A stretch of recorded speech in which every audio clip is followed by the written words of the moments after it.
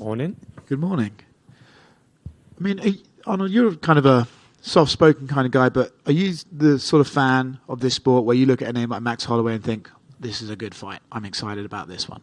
Yeah, 100%. He's rarely in a boring fight, is he? So, and I think the way he fights is going to bring the best out of myself, and I think that makes an exciting fight. He's notoriously hard, well, he's never been put down, right? So when you go into this fight, do you have to sort of think, well, if I hit him as hard as I can, he's not going anywhere. I just have to be able to keep going, and not be overwhelmed. Yeah, no, that's not even a thought. Like about trying to be the guy to put him down, and it's never the thought. Whoever you're fighting, you're always thinking about the 5 rounds and doing the distance, and obviously the goal is always to try and finish, but the thought is we're going 5 rounds, and is what it is.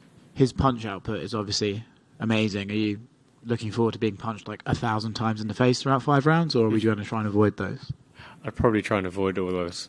Good as many as I can. Are you a fan of his? Like, I mean, what he's done in this sport is legendary. Like, do you look at Max and just think, I love this guy as a fighter?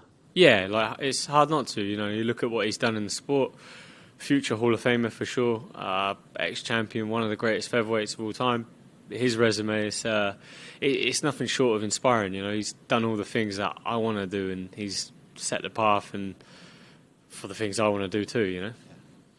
It's an interesting one, right? Because of his relationship with the champion, but you would be a fresh contender. Mm-hmm. Where in a division where Alex is always saying he wants fresh contenders. Do you think this win on Saturday would put you in line for a title shot? Yeah, I'd think so. I feel like it has to. It has to. There's nowhere else to go, surely. Would we like that shot in London?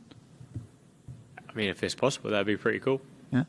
And last one for me, obviously, the stunning news that Meghan Markle will not be attending the coronation. I mean, how are you coping? Can you even focus on the fight this Saturday? I woke up this morning and I was just couldn't get out of bed. I was just tossing and turning, just trying to wrap my brains around it. And it's stunning. Yeah, and, but yeah, unfortunately, sometimes these things happen and you just have to get on with your day. And now we're here, I hope that you will send her a message with your post-fight speech on Saturday. Cheers. Not sure I can top that, but how much did you visualize fighting Max through the years? I mean, he was champion for 2 years while you were in the UFC. So was he? I mean, he was probably the guy you were looking at. So is this something you've envisioned quite a bit? Yeah, it's always whoever's the champion is the guy you want to fight, right? You want to be the best in the world. That's what you want to do. So whoever's at the top of the stack, that's what you want. And he's been at the top of the stack for a long time. So I've envisioned this fight. I asked for the fight. It's the first time I think I ever asked for anything, and I got it. So yeah. It's I visualized it a lot. Yeah, and I guess why did you want it? What did you like about it? Just everything he's done. Like I said before, he's done everything I want to do, and what better to put me in that position than to beat the guy that's done all those things, There's other fighters out there, but there's no more credible than Max. And obviously, officially, that title fight is official for July. I guess, what's your early read on that? Kind of which way you lean, and you think Volk gets it done? Yeah, I think Volkanovski gets the job done. But, Yair's, he's like a hand grenade. He's just like, he's everywhere, He's explosive up close, he's explosive at range, he's got sharp submissions. But I just think Volkanovski's too tactical, strategic. Yeah, I think he'll get the job done. It's kind of a weird scenario, right? Because there was an interim title fight that happened, but I think a lot of people would say that Max is the second toughest fighter in this division. Are you even though you didn't get the interim shot, I mean, are you kind of viewing this as kind of the litmus test for real about a title fight? Yeah, 100%. Obviously, Max beat Yair last time out they fought, and to get a win over Max and then say Yair wins the title, well, I beat Max. That'd be obviously bigger than the interim. Hey, Arnold. 10-fight win streak. Just what have you gotten that's worked for you so far as you progressed in your career? I just keep training and, work hard, stay humble, do my thing, try and stay true to the cause. Don't be a sellout and start talking crap to people and, try not to get ahead of myself and just trust the process. And I feel this is the right time for this fight, and I feel my skill set, my career, it's lined it up pretty well for these opportunities. So just being patient. Can you kind of walk me through kind of your routine when you get ready for a fight like this? And this is one of your bigger fights of your career. So does your routine change any? No. Nothing really changes. Just, all the fights are the same. They're all a man. You're fighting a man. Unless you're fighting someone that's got, like, I don't know, 2 heads or something, then we might drastically change something. But, no, at the end of the day, it's just another man. But, you switch things up, like, different training partners to suit his body style, but I still wake up and do the same things I do every day, and I do my 5 minutes visualization in the morning out the window like a weirdo, and just thinking of the positive things and living that through the day every day and making it happen. I got to follow up on that. You said 5-minute visualization out the window. I mean, what's that like for you? I just sit in the corner and meditate for like 5-10 minutes every day, and probably looks pretty weird if you just sit there and watch me. Just yeah, but just when the camp comes around, to be fair, I do it all year. But when the camp comes around, it gets more fight focused, and you sort of think of your game plan. And obviously, the perfect scenario is what I visualize. And sometimes the bad ideas creep in, and I'm like, no, get out of there. So just having that positive thoughts and. It seems to really help me in life and my career as well. So when things are going a bit tits up, I sit there and think positive things, and they seem to draw in good energy. I know Leon and a couple others have given you some advice about this. What's the advice you've gotten for this big fight? For me? Yeah. Advice for myself? Well, okay, advice for yourself, but advice from some others that have you gotten to get this? Oh, I was going to say, if I was giving don't fuck it up. That's the advice to me. No, I don't know. I haven't really had too much advice. My dad just says style and panache all the time. I don't even know what he means. He just keeps saying style and panache. I'm like, what are you on about, man?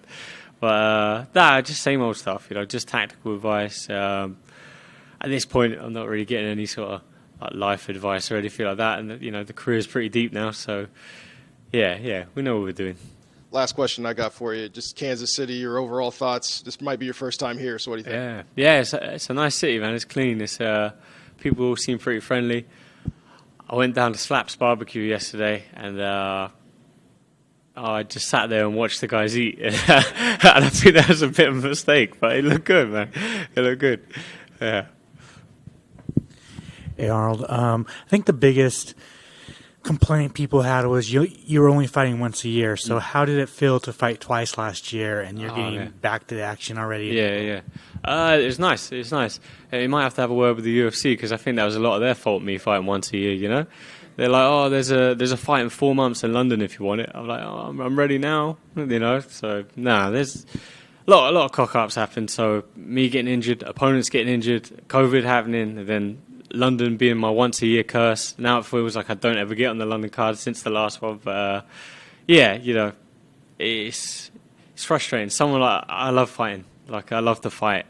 People have started rumours before, like, he doesn't like to fight. He's fighting once a year. I'm like, man, I love fighting. I get paid for it. It's my job. Like, I'm making the pennies stretch here, trying to, getting the prelim money, trying to make it stretch for the whole year.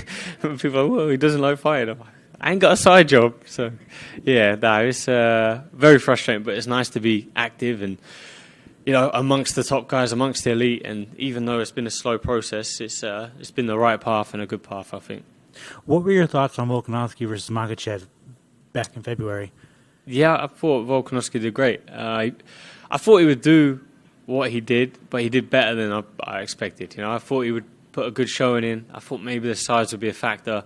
But no, he looked great. He looked great, and I had him winning. I have to rewatch it, but I have to watch what I say. People call me a racist because I said Volkanovski won, but I don't know. Yeah, maybe I'll change my opinion if they say it again. And then finally, man, I guess just with Leon winning, holding on to the belt, like, does that give you hope and that you can be the next fighter from the UK to hold a belt? Yeah, definitely.